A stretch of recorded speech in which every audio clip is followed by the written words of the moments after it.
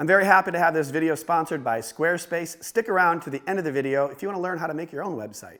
What's up? I'm B the Installer, and I have the 8K Samsung QN900B behind me. We have already unboxed it and did some first impressions, but now I want to dive a little deeper to see if it's something that I could recommend to the masses. We'll check out the cool design and of course the One Connect box, the OS, and some content to find the strengths and weaknesses of this 8K QLED, including my conversation with Samsung over some of the recent questions people have had about firmware updates and local dimming in general. If that sounds good, please smash the like button when you have a chance. It really helps the video and channel in general.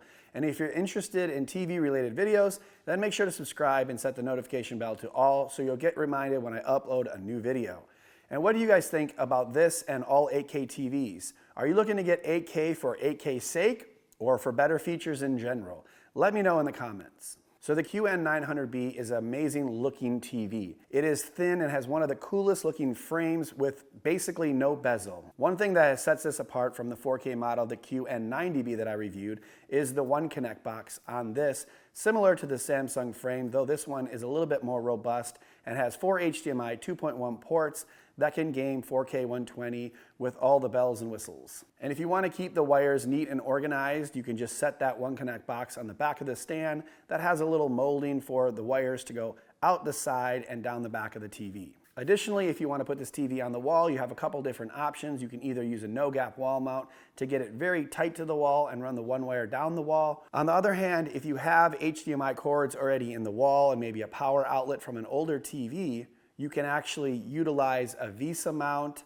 and the spacers that come with the One Connect box, and then mount that One Connect box on the back of your TV, which is nice because I think the One Connect box not being available in the United States on most TVs was due to people having these sort of problems, and it's great that they've rectified this by giving you either option now. Additionally, on the back of the TV, it has a very robust speaker system that sounds fantastic, better than most TVs that I've heard. The only things that may rival it are the acoustic style speakers out of some of the Sony OLEDs, but very strong speakers work with a lot of the Q Symphony products from Samsung. This is the second year that Samsung has had the solar cell remote, which is one of the best remotes before it added the solar panel in the back, but you can charge it with light or by USB-C. Very straightforward buttons, up, down, left, right. Settings buttons, volume up and down, are raised up so you can feel where they are. And the back button is in the bottom left underneath some of those other buttons. So it's very easy to use in the light or the dark. And with that, we got to fire this TV up to check out the new Tizen 22 OS. In general, I've been okay with the Tizen systems over the years. I definitely liked it when it popped up from the bottom versus a full home screen. But over the years, it's gotten a little better, a little bit more robust, and I think that leads to people finding more content easily. The only downside is that the Tizen 22 this year seems to be a little bit slower than last year. So when you're trying to navigate around the menu, it just doesn't go quite as quickly as you'd like. And it can lead to a little frustration, especially for someone who likes to fly around the menus of TVs very rapidly in order to make these sort of reviews. The good thing is you can always remedy that with an Apple TV or a Roku, an Amazon stick. There are a lot of options to get away from the Tizen OS if you don't like it. One of the cool features with the newer Samsungs is the ambient mode. I'm a pretty big fan of the Samsung Frame TV for its art and features, but the ambient mode has gotten better and better over the year. It's not exactly the same, but you have the ability to scroll up and down and find different videos to play or pictures. And in general, especially with this TV and how cool it looks, I really like the features of the ambient mode, which you can see behind me. When moving on to SDR content, which is standard dynamic range, such as cable, news, most movies that you may watch on Netflix, I was pretty pleased with how things looked for the most part. Sports in general look very good, and specifically hockey, which is something people always ask me about, looks fantastic.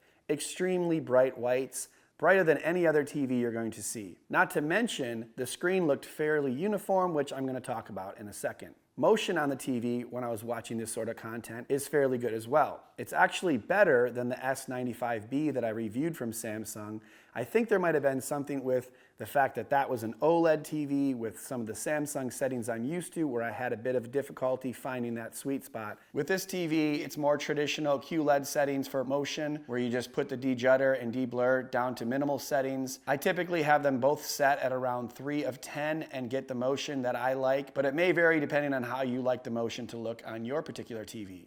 A couple of issues that I noticed when watching SDR content was the upscaling and the blooming. While the motion looked quite good on this TV, the upscaling didn't really blow me away, especially since this is an 8K TV and you'd think that it would have the processing power to at least be as good as some of the Sony or LG TVs that I've reviewed that are 4K. But to be honest, this is very middle of the road upscaling, and the picture quality of most QLED upscaling doesn't look quite as good as OLED. So if you're watching lower resolution content, lower bitrate content, this didn't really handle that as well as I had thought for upscaling, which leads me to wonder if you really need an 8K TV for this sort of content. But the motion and brightness looked really good on the QN900B.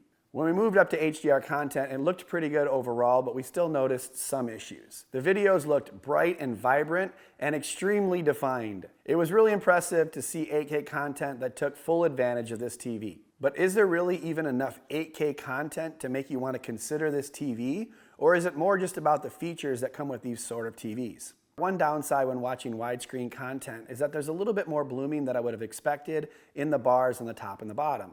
In the brighter scenes, the color is very vibrant and you can see detail very clearly. But when you get to darker scenes, it's a little muddier and harder to see detail in the shadows, which is a little disappointing when you consider that this is one of the top 8K mini LED TVs on the market. But one aspect of this TV that really impressed me was the gaming. When we plugged the PS5 in and it went to auto game mode, everything looked amazing, which isn't surprising because Samsung's always been known for having really great gaming features and really bright QLED TVs, and this 8K QN900B is no different. Now, one thing that I check out with all TVs is the dirty screen effect or screen uniformity, and this TV has better uniformity than I would have thought, even though I do see a bit of vignetting around the corners, very close to the edges. There was a faint line on the left 1/3 of the screen and a little bit in the middle of the screen as well, but I don't think most viewers would see that in everyday content. It's just something that you notice if you're looking for it in these sort of tests. Overall, I'm pretty happy with how the uniformity looked on this Samsung, though it's still not as good as most OLED TVs that I've looked at with these sort of tests.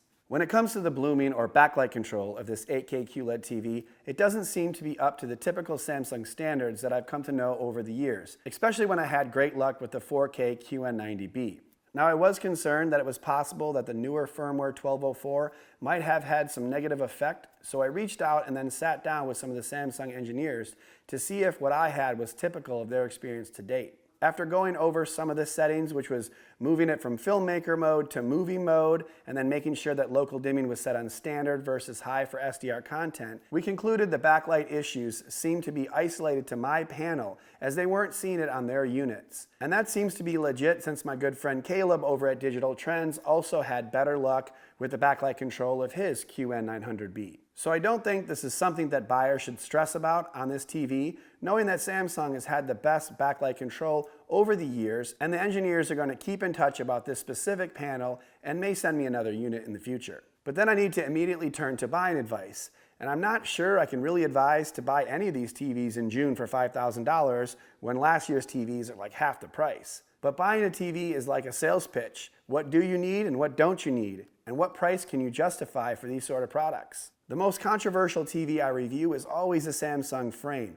Is it art? Is it a decent TV? Well, I think it's a great combination of both. And if people can justify the cost of that, then how could you not at least consider the QN900B in picking a TV? No, I'm not sold on 8K, but I'm sold on what 8K TVs offer.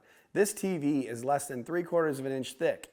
It has a sweet silver frame, and the screen is edge to edge with no bezel. There is a One Connect box that I definitely think should come with all top 4K and 8K Samsung TVs, so I'm jazzed that the QN95B will have the One Connect box once again in the US this year. So if you want that amazing wall-mounted frame type look, with a One Connect box that can handle 8K content and has the best gaming features any QLED can offer, I would definitely put the QN900B on your short list of TVs as the year goes on. But what do you think? Are you ready for 8K, or would you be down to save some money with one of the great 4K options? Let me know in the comments. Make sure to smash the like button on your way out, subscribe and ring the notification bell, and just like that, you can be the installer. Thank you to Squarespace for sponsoring this video. Squarespace provides you with a powerful online platform from which to create your website. You can connect with your audience and generate revenue through gated member-only content. You can manage your members, send email communications, and leverage audience insights all on one easy-to-use platform. Create a community on your Squarespace website with a fully integrated commenting system that supports threaded comments, replies, and likes. Display posts from your social media on your website and automatically push website content to your favorite social media channels so your followers can share it too. And you can use their powerful blogging tools to categorize, share, and schedule your posts as well. You can extend Squarespace's already powerful e-commerce capabilities with Squarespace extensions. These third-party tools can help you manage inventory, promote products, streamline bookkeeping, reconcile and file sales tax, and ship items across the globe. So if you're looking to start your own website, look in the description below, squarespace.com/BeTheInstaller. Get yourself a free trial, and if you like it, get 10% off your purchase of a domain or website.